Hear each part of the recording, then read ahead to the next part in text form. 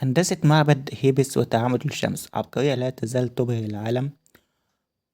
وسط الصحراء الخارجة الهادئة يقف معبد هيبس شامخا كشاهد خالد على عبقرية المصري القديم وعظمة حضارة عاشت آلاف السنين.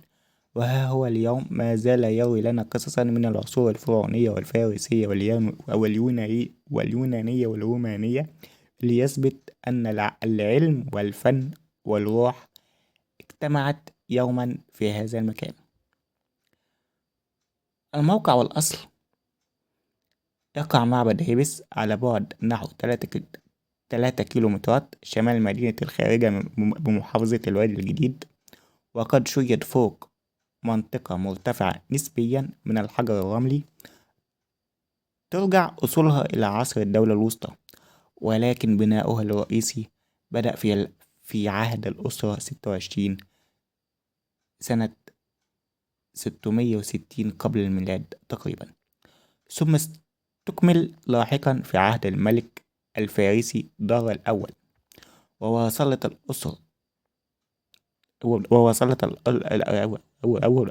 الأسرة المتعاقبة الإضافة عليه حتى العصرين اليوناني والروماني.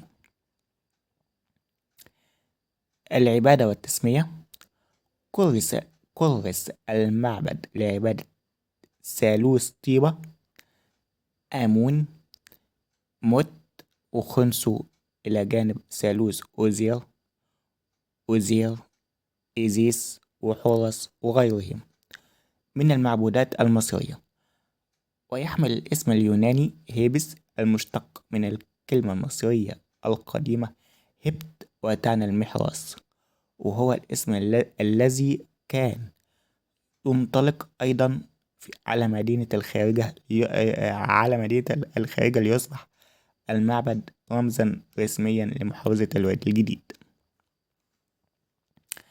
المعمار والرمزية: يتكون المعبد من عدة معالم رئيسية: 3 بوابات ضخمة،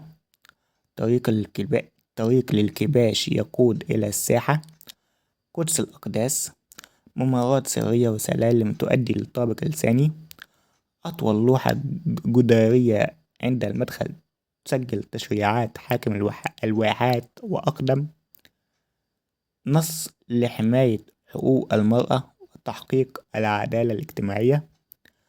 الجدران مزينة بنقوش دقيقة تجسد مشاهد طقسية وصور عبادة الإله، مما يعكس تطور الفن والدين في تلك الحقبة.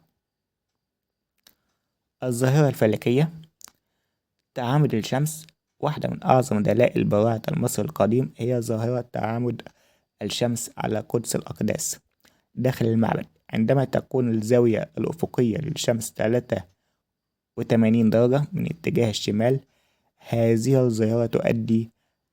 الظاهرة تؤكد الفهم العميق لعلوم الفلك والهندسة والرياضيات التي استخدمها المصريين القدماء في بناء معابدهم بدقة مذهلة.